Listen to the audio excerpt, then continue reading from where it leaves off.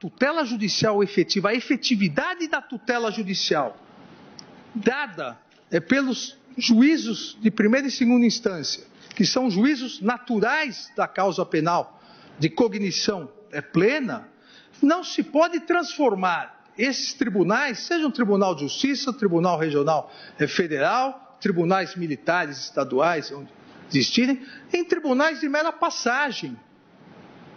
Ou seja, se passa a decisão e se aguarda, porque é ele, o tribunal, o órgão colegiado, que vai analisar pela última vez, com cognição plena, todas as provas. É ele que vai analisar todas as peculiaridades a partir do devido processo legal, do contraditório e da ampla defesa. Deve-se conceder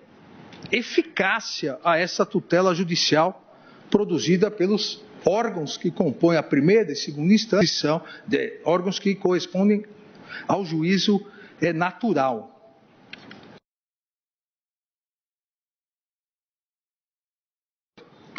Esse Estado de Direito, a presunção de inocência no tocante àqueles pontos que coloquei, análise de mérito da culpabilidade do acusado, qual o juízo natural que analisou, e o princípio da tutela judicial efetiva, há, a meu ver, constitucionalmente, a possibilidade de que as condenações criminais de mérito proferidas pelos tribunais de segundo grau sejam imediatamente executadas. Eventuais nulidades, eventuais questões constitucionais, questões de interpretação da lei federal, que são a exceção, senão o legislador constituinte teria possibilitado, seja o Superior Tribunal de Justiça, seja o Supremo Tribunal Federal, teria possibilitado a análise plena do mérito, a cognição plena. Eventuais exceções, aí sim haverá sempre a possibilidade não só da concessão de habeas corpus, mas também de tutelas cautelares para o recurso especial ou extraordinário, que, ao meu ver, não se pode inverter a lógica do sistema. Inverter a lógica de maneira que os tribunais de segundo grau sejam simplesmente tribunais de passagem. E aqueles que não têm a competência constitucional da plena análise do mérito, esses sim se tornem as instâncias finais de julgamentos penais. Ignorar essa possibilidade, ignorar a possibilidade da execução de decisão condenatória de segundo grau, escrita, fundamentada. A decisão de segundo grau é fundamentada. A decisão de segundo grau condenatória, ela analisa de forma muito mais ampla a materialidade e a autoria do que aquela decisão lá atrás, de primeiro grau, que concedeu uma prisão temporária ou uma prisão preventiva. Está aqui a cumprir a exigência constitucional. A decisão é colegiada, do juízo natural, é escrita, é fundamentada, se reconheceu materialidade, se reconheceu autoria. Basta verificar, nós podemos pegar milhares de processos, basta comparar a decisão de uma eventual preventiva nesse processo e o acórdão condenatório. Qual é mais fundamentado? Está lá o último grau de jurisdição com cognição plena, com possibilidade de análise probatória integral, fundamentou o seu posicionamento. Eventuais, repito, ilegalidades, inconstitucionalidades, aos mecanismos que o sistema constitucional estabeleceu. Ignorar, portanto, essa possibilidade de execução da decisão condenatória de segundo grau, escrita, fundamentada, que foi dada mediante a observância do devido processo legal, ampla defesa, contraditório, com absoluto respeito às exigências básicas decorrentes do princípio da presunção de inocência perante o juízo natural de mérito do Poder Judiciário, é enfraquecer o Poder Judiciário, instâncias ordinárias do Poder Judiciário. O esquema organizatório funcional, legislador constituinte, no tocante à persecução penal estatal, garante aos juízes e tribunais de segundo grau a competência para analisar o conjunto probatório e decidir o mérito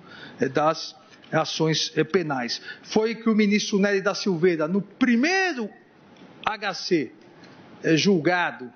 em março de 1989, chamou de juízo de consistência. Esse juízo de consistência, realizado pelo órgão colegiado juízo natural de segundo grau, afasta, no tocante à possibilidade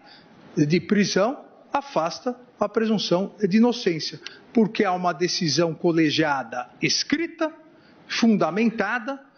reconhecendo materialidade e autoria do delito. Autoriza, portanto, a meu ver, a execução da pena. Trata-se, e obviamente isso foi levantado também da tribuna, apesar de ser um entendimento majoritário, eu diria massacrantemente majoritário dos ordenamentos jurídicos do direito comparado, obviamente, e por isso estamos aqui novamente discutindo essa questão, a previsão constitucional brasileira vem em outros termos e por isso que deve haver essa complementariedade, essa interdependência interpretativa dos vários princípios. Mas não há nenhuma exigência normativa a proibir, seja essa interpretação, seja a possibilidade de prisão após a decisão em segunda instância, seja na Convenção Americana de Direitos Humanos, o Pacto de São José da Costa Rica, seja na Convenção Europeia dos Direitos do Homem, nenhuma delas condiciona o cumprimento da pena ao trânsito em julgado. Ambas, respectivamente, no artigo 8.2 e no 6.2, exigem que a culpabilidade do acusado tenha sido comprovada pelos tribunais competentes, respeitados os demais princípios. Vários casos, cito no voto, vários casos julgados pela Corte Interamericana de Direitos Humanos, Herrera Ulloa versus Costa Rica em 2004, Ricardo Canese versus Paraguai também em 2004, Rosendo Cantu e outros versus México 2011, e o mais recente 2012, Mohamed versus Argentina, em que a Corte Interamericana de Direitos Humanos reforçou que não há ferimento ao Pacto de São José da Costa Rica pela prisão, o início do cumprimento da pena após decisão do colegiado, juízo natural, após absoluto respeito ao devido processo legal, ampla defesa e contraditório. Dessa forma, senhor presidente, as exigências decorrentes da previsão constitucional do princípio da presunção de inocência não são, a meu ver, desrespeitadas mediante a possibilidade da execução da pena privativa de liberdade logo após a decisão condenatória de segundo grau, desde que, obviamente, a decisão condenatória de segundo grau tenha observado todos os princípios constitucionais interligados, ou seja, quando o juízo de culpabilidade do acusado tiver sido firmado com absoluta independência pelo juízo natural, a partir da valoração de provas obtidas mediante o devido processo legal, contraditório e ampla defesa. Em dupla instância ou, no caso de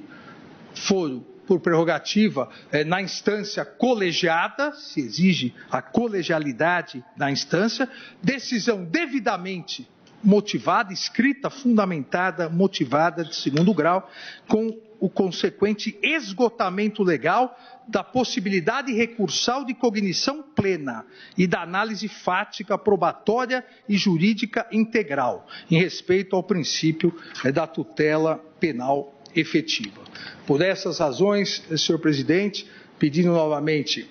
todas as vênias ao eminente ministro Marco Aurélio, entendo que há possibilidade de execução do acórdão penal condenatório proferido em grau recursal, ainda que sujeito a recurso especial ou extraordinário, que não tem efeito suspensivo, que essa possibilidade não compromete o princípio constitucional da presunção de inocência, afirmado pelo artigo 5º, inciso 57 da Constituição Federal. E dou procedência parcial às ADCs 43, 44 e 54, no sentido de conceder interpretação conforme a Constituição, ao artigo 283, de maneira a se admitir como constitucional o início da execução da pena após decisão condenatória em segundo grau de jurisdição. É o voto, presidente.